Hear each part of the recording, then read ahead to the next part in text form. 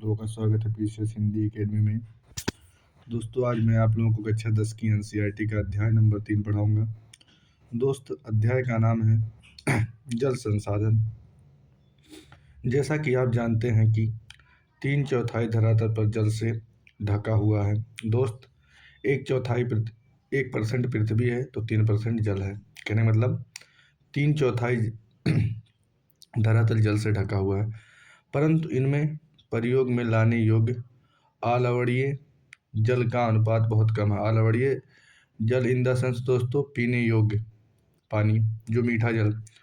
यह अलवणीय जल हमें सतही अपवाह और भौम जल स्रोत से प्राप्त होते हैं, जिनकी लगातार नवीकरण और पुनर्भरण जलीय चक्र द्वारा होता रहता है। सारा जल जलीय चक्र में गतिशील रहता है, जिससे जल नवीकरणीय सुनिश्चित होता है। आपको आश्चर्य हो रहा होगा कि जब पृथ्वी का 3/4 भाग जल से घिरा है और जल का नवीकरणीय योग्य संसाधन है। दोस्त, बताया गया है जल जो है एक नवीकरणीय संसाधन है, तब भी विश्व के अनेक देशों और क्षेत्रों में जल की कमी है। तब भी दोस्त, जो विश्व के कुछ ऐसे दोस्त हैं और क्षेत्र हैं जहाँ पे जल की कमी है। ऐसी भविष्यवाणी क्योंकि आज सॉरी दोस्तों, ऐसी भविष्यवाणी क्यों की जा रही है कि 2025 में 20 करोड़ लोग जल की नितांत कमी झेलेंगे। जल दुर्लभता और जल संरक्षण एवं प्रबंधन की आवश्यकता। जल के विशाल भंडार और इसके नवीकरण योग्य गुणों के होते हुए भी यह सोचना भी मुश्किल है कि हमें जल दुर्लभता का सामना करना पड़ रहा है। जैसे कि हम जल की कमी की बात करते हैं, हमें तत्काल ही कम वर्षा वाले क्षेत्रों में सूखाग्रस्त इलाकों का ध्यान आता है। हमारे मानस पटल पर तुरंत राजस्थान के मरुस्थल और जल के भरे मटके के संतुलित करती हुई जल भरने के लिए लंबा रास्ता तय करती हैं। पनिहकारियों के चित्रित हो जाते हैं। यह सच है कि वर्षा में वार्षिक और मौसमी परिवर्तन के कारण जल संसाधनों की उपलब्धता में समय के साथ समय और स्थान के अनुसार विभिन्नता है, परंतु अधिकतया जल की कमी, इसके अतिशोषण, अत्यधिक प्रयोग और समाज में विभिन्न वर्गों में जल के असमान वितरण के कारण होती है। क्या यह संभव है कि किसी क्षेत्र में प्रचुर मात्रा में जल संसाधन होने के बावजूद भी वह जल की दुर्लभता हो? हमारे कई शहरों इसके उदाहरण हैं। अतः जल दुर्लभता अत्यधिक और बढ़ती जनसंख्या और उसके परिणाम स्वरूप जल की बढ़ती मांग और उसके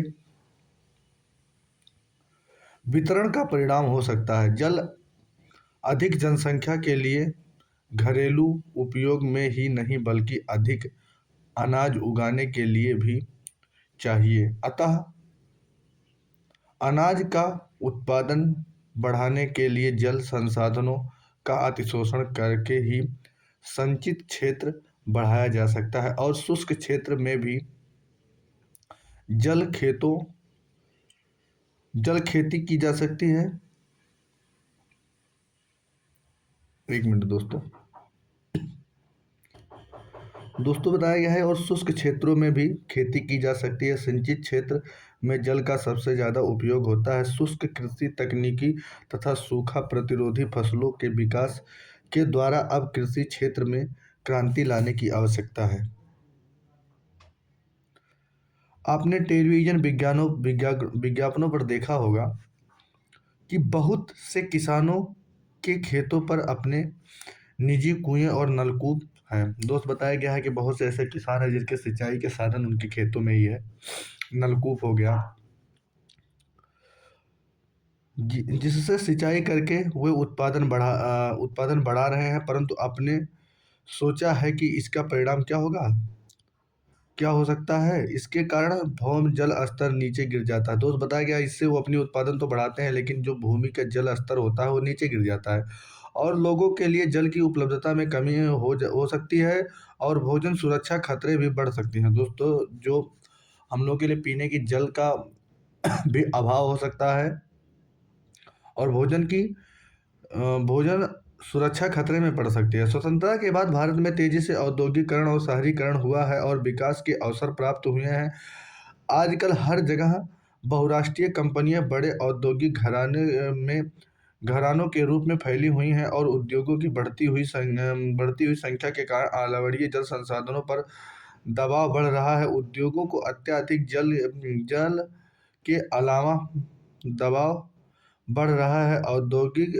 उद्योगों को अत्यधिक जल की अलवड़ अलवड़ एवं उनके चलाने के लिए ऊर्जा की आवश्यकता होती है और इसकी काफ़ी हद तक जल पूर्ति जल विद्युत से होती है। वर्तमान समय में भारत में कुल विद्युत विद्युत का लगभग 22% भाग जल विद्युत में प्राप्त होता है। इसके अलावा शहरों की बढ़ती संख्या और जनसंख्या तथा शहरी जीवन शैली के कारण न केवल जल और ऊर्जा की आवश्यकता को बढ़ोतरी हुई है, अपितु इससे संबंधित समस्या और भी गहरी हुई है। यदि आप शहरी आवास समितियों या कॉलोनियों पर नज़र डालें तो आप पाएंगे कि उनके अंदर जल पूर्ति के लिए नलकूप स्थापित किए गए हैं। इनमें कोई आश्चर्य नहीं है कि शहरों में जल संसाधनों में अतिशोषण हो रहा है और इनकी कमी तेजी से आ रही है। दोस्त, बताया गया है कि जो शहरी क्षेत्र है वहाँ तो जल का जो दोहन है बहुत अधिक हो रहा है और जल के स्तर में यहाँ कमी भी आ रही है। अब तक हम जल दुर्लभता के मात्रात्मक पहलू की बात की है कि आओ अब हम ऐसी स्थिति के बारे में विचार करें जहां लोगों की आवश्यकता के लिए काफ़ी जल संसाधन है, परंतु फिर भी इन क्षेत्रों में जल की दुर्लभता है।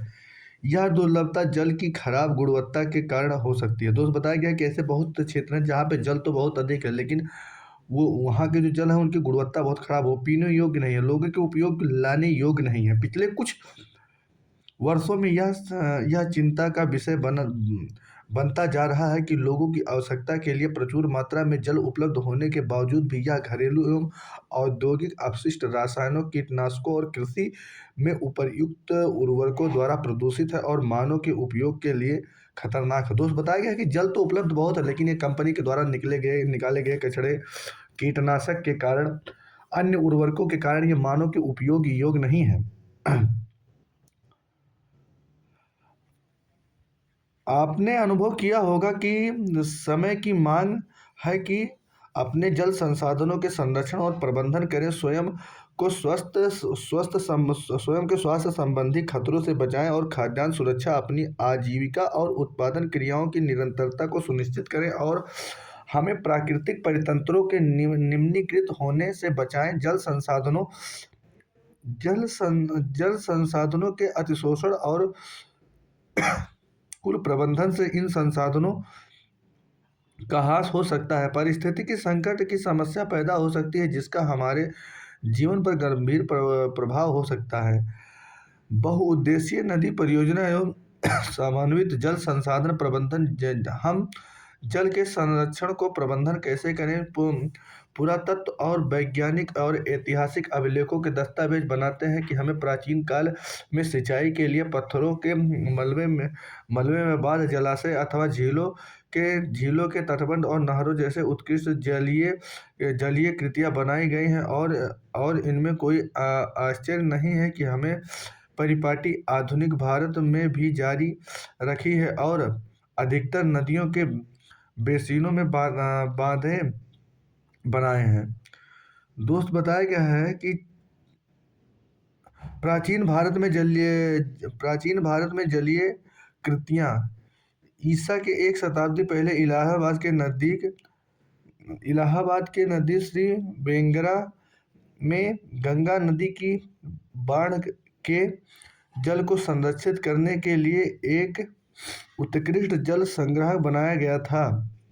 चंद्रगुप्त मौर्य के समय में बृहद स्तर पर बांध, झील और सिंचाई तंत्रों का निर्माण कराया गया। कलिंग, ओडिशा, नागार्जुन कोंडा, आंध्र प्रदेश, बेन्नूर कर्नाटका और कोल्हापुर महाराष्ट्र में उत्कृष्ट सिंचाई तंत्र होने के सबूत मिलते हैं।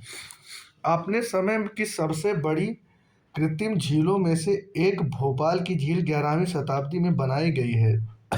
14वीं शताब्दी में इल्तुतमिश ने दिल्ली में सीरी फोर्ट क्षेत्र में जल की सप्लाई के लिए हौज खास बनवाया। बांध क्या है और वे हमें जल संरक्षण में प्रबंधन में कैसे सहायक है? दोस्त बताया गया बांध के बारे में बताया गया। आप लोग बांध के बारे में जानिए। परस्पर बांध नदियों और वर्षा जल को इकट्ठा करके बाद में उसे खेतों की सिंचाई के लिए उपलब्ध करवाते हैं। दोस्त बताया गया है कि जो बांध होते हैं वो नदियों के जल को इकट्ठा करते हैं। इकट्ठा करने के बाद में वो जल सिंचाई के प्रयोग में उपलब्ध कराते हैं।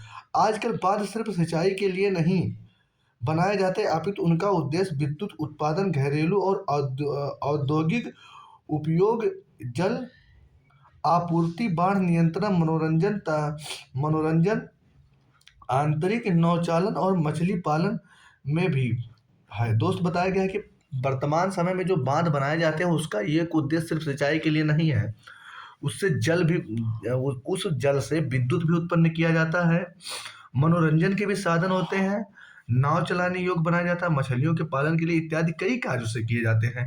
इसीलिए बांधों को बहुउद्देशीय परियोजना भी कहा जाता है। दोस्त इसलिए बांधों को बहुउद्देशीय परियोजना किया जाता है। बहुउद्देशीय परियोजना के मतलब यह है दोस्तों कि बहुत से उद्देश्य के लिए बांध को बनाया जाता है, जहां एकत्रित जल के अनेक उपयोग समन्वित होते हैं। उदाहरण के तौर पर सतलुज, ब्यास, बेसिन, भाखड़ा, नांगल परियोजना जल विद्युत उत्पादन और सिंचाई दोनों के काम में आते हैं। इस प्रकार महानदी बेसिन, हीराकुंड परियोजना जल संरक्षण और बाढ़ नियंत्रण का समन्वय है। स्वतंत्रता के बाद शुरू हुई कई समन्वित जल संसाधन प्रबंधन उपागम पर आधारित बहुउद्देशीय परियोजनाओं को उपनिवेश काल में बनी बाधाओं को पार करते हुए देश को विकास और समृद्धि के रास्ते पर ले जाने वाले वाहन के रूप में देखा गया है। जवाहरलाल नेहरू वर्ग से बांधों को आधुनिक भारत के मंदिर कहते हैं। उनका मानना था कि इन परियोजनाओं में चलते कृषि और ग्रामीण अर्थव्यवस्था, औद्योगिकरण और नगरीय अर्थव्यवस्था का समन्वित रूप से विकास करेगी। पिछले कुछ वर्षों में बहुउद्देशीय परियोजनाओं और बड़े बांध कई कारणों से परिचित और विरोध के विषय बन गए हैं। नदियों पर बांध बनाने और उनका बहाव नियंत्रित करने से उनका प्राकृतिक बहाव अवरुद्ध होता है। दोस्त बताया गया कि नदियों पे यदि जब बांध बनाया जाता है तो नदियों का जब प्राकृतिक बहाव है वो अवरुद्ध होता है, जिसके कारण तलछट बहाव कम हो जाता है और अत्यधिक तलछट जलाशय की तली पर जमा होता रहता है, जिससे नदी का तल अधिक चट्टानी हो जाता है और नदी जलीय जीव आवासों और भोजन में कमी हो जाती है। बांध को टुकड़ों में बांट देते हैं, जिससे विशेषकर अंडे देने की ऋतु में जलीय जीवों का नदियों में स्थानांतरण अवरुद्ध हो जाता है। बाढ़ के मैदान जलीय जीवों का नदियों में स्थानांतरण अवरुद्ध हो जाता है। बाढ़ के मैदान में बनाए जाने वाले जलाशयों द्वारा वहां मौजूद वनस्पति और मिट्टियां तल में डूब जाती हैं और जो कालांतर में अपघटित हो जाती हैं। बहुउद्देशीय परियोजनाओं और बड़े बांध नए पर्यावरणीय आंदोलनों जैसे नर्मदा बचाओ आंदोलन और टिहरी बांध आंदोलन के कारण भी बनाए गए हैं। दोस्त, बताया गया है कि परियोजनाओं का विरोध मुख्य रूप से स्थानीय समुदायों के बृहद स्तर पर विस्थापन के कारण और आमतौर पर स्थानीय लोगों को उनकी जमीन, आजीविका और संसाधनों से लगाव एवं नियंत्रण देश की बेहतरी के लिए कुर्बान करना पड़ता है। इसीलिए अगर स्थानीय लोगों को इन परियोजनाओं का लाभ नहीं मिल रहा है तो किसको मिल रहा है? शायद जमींदारों और बड़े को किसानों को या उद्योगपतियों को, कुछ नगरीय केंद्रों को, गांव के भूमिहीनों को।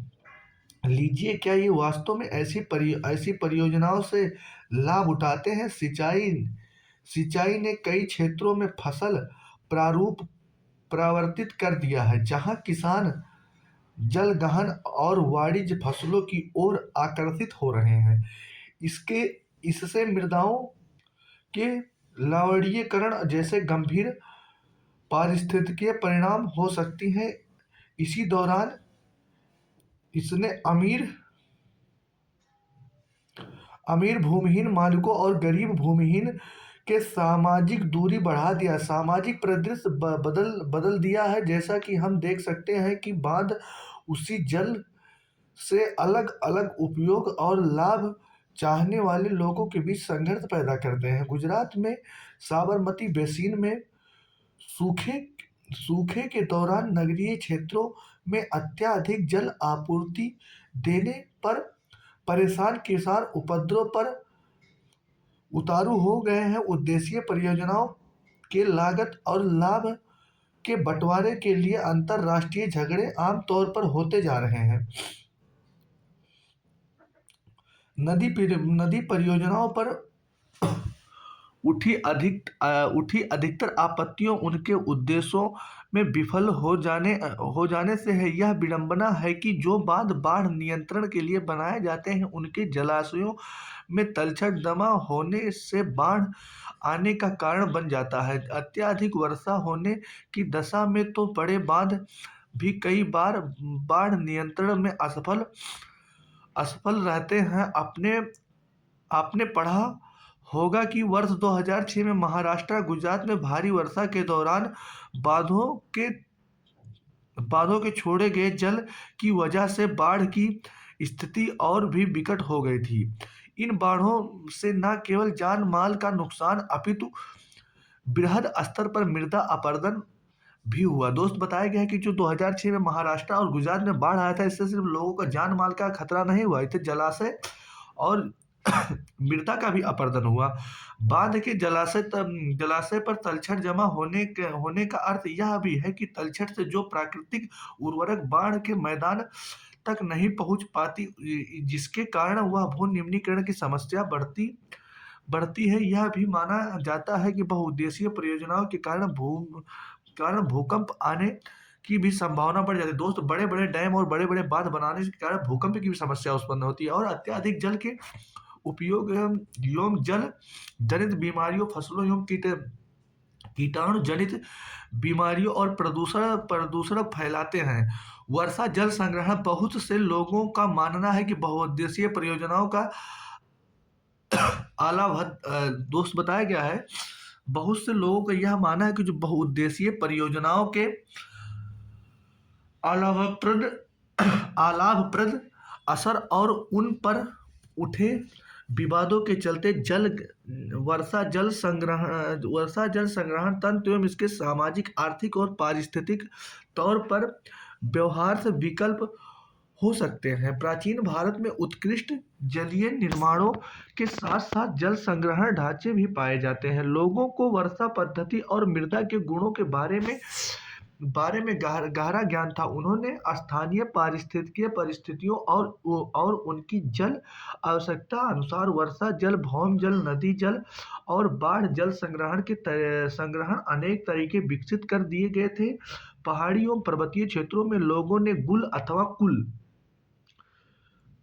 जैसी वाहिकाएं नदी धारा का रास्ता बदलकर खेतों में सिंचाई के लिए बनाई है। पश्चिम भारत में विशेषकर राजस्थान में पीने का जल एकत्रित करने के लिए छत वर्षा जल संग्रहण का तरीका आम था। पश्चिम बंगाल में बाढ़ के मैदान के लोगों के खेतों की सिंचाई के लिए बाढ़ की जल वाहिकाएं बनाते हैं। शुष्क एवं अर्ध शुष्क क्षेत्रों में खेतों में वर्षा जल का एकत्रित होने के लिए गड्ढे बनाए जाते हैं। दोस्त बताया गया है कि जो राजस्थान है वहाँ पीने के लिए जो जल को इकट्ठा किया जाता है वो छत पे किया जाता है। पश्चिम बंगाल में सिंचाई के लिए जल को इकट्ठा किया जाता है वो खेतों में गड्ढे बनाए जाते हैं ताकि मृदा संचित किया जा सके और संरक्षित जल को खेती के लिए उपयोग में लाया जा सके। राजस्थान के जिले जैसे जैसलमेर में खादीन और अन्य क्षेत्रों में जोहड़ इसके उदाहरण है। राजस्थान के अर्ध शुष्क क्षेत्रों विशेषकर बीकानेर,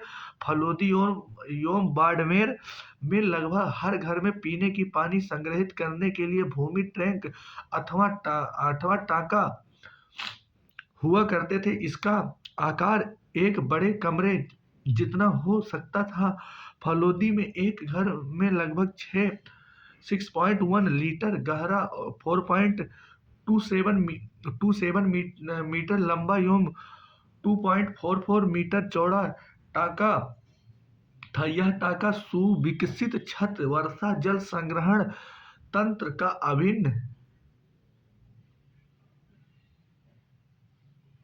अभिन्न हिस्सा होता था, जिसके मुख्य घर या आंगन में बनाया जाता था। वे घरों की ढावला छतों से पाइप द्वारा जुड़े हुए थे। छत में वर्षा का पानी इन नलों से होकर भूमिगत टंका तक पहुंच जाता था, जहां से एकत्रित किया जाता था और वर्षा का पहला जल छत और नलों को साफ करने में प्रयोग होता था और उसे संग्रहित नहीं किया जाता था। इसके बाद होने वाली वर्षा का जल संग्रहण किया जाता था। टांका में वर्षा जल अगली वर्षा ऋतु तक संग्रहित किया जाता था। इसे जल की कमी वाली ग्रीष्म ऋतु तक पानी जल उपलब्ध करवाने वाला जल स्रोत बनता है। वर्षा जल अथवा पालर पानी जैसा कि इसे इन क्षेत्रों में पुकारा जाता है, प्राकृतिक जल का शुद्धतम रूप समझा जाता है। कुछ घरों में तो टैंकों के साथ भूमिगत कमरे भी बनाए जाते हैं, क्योंकि जल का यह स्रोत इन कमरों में ठंडा रहता है। ग्रीष्म ऋतु में गर्मियों में राहत मिलती है। यह दुख की बात है कि आज पश्चिमी राजस्थान में दोस्त बताया गया है कि यह दुख की बात है कि आज भी पश्चिमी राजस्थान में छत वर्षा जल संग्रहण की रीति इंदिरा गांधी नहर से उपलब्ध 12मासी पेयजल के कारण कम होती जा रही है। हालांकि कुछ घरों में टैंकों की सुविधा अभी भी है, क्योंकि उन्हें नल और पानी का स्वाद पसंद नहीं है। सौभाग्य से आज भी भारत के कई ग्रामीण और शहरी क्षेत्रों में जल संरक्षण का संग्रह का यह तरीका प्रयोग में लाया जा रहा है। कर्नाटक के मैसूर जिले में स्थित एक सुदूर गांव में गंडाथूर के ग्रामीणों ने अपने घर में जल की आवश्यकता पूर्ति छत वर्षा जल संग्रहण की व्यवस्था की हुई है। गांव में लगभग 200 घरों में यह व्यवस्था है और इस गांव में वर्षा जल संपन्न गांव की ख्याति अर्जित की है। यहाँ प्रयोग किए जा रहे वर्षा जल संग्रहण ढांचों के बारे में अत्यधिक जानकारी चित्र 3.4 में देखें। इस गांव में हर वर्ष लगभग 1000 लीटर लगभग 1000 मिलीमीटर वर्षा होती है और 10 भराई के साथ यहाँ संग्रहण दक्षता 80% है। यहाँ हर घर लगभग प्रत्येक वर्ष 50,000 मीटर जल का संग्रहण एवं उपयोग करता है। घरों द्वारा हर वर्ष लगभग 1 लाख लीटर जल संग्रहित एकत्रित किया जाता है। दोस्तों, मुझे उम्मीद है कि अध्याय आप लोगों को अच्छे से समझ में आया होगा। यदि आप लोगों को अच्छे से समझ में आया तो इसे अपने अन्य दोस्तों के पास शेयर करिए, लाइक कीजिए और बेल आइकन को दबाना ना भूलें। मिलते हैं दोस्तों अगली क्लास में, तब तक के लिए नमस्कार, टेक केयर, बाय बाय।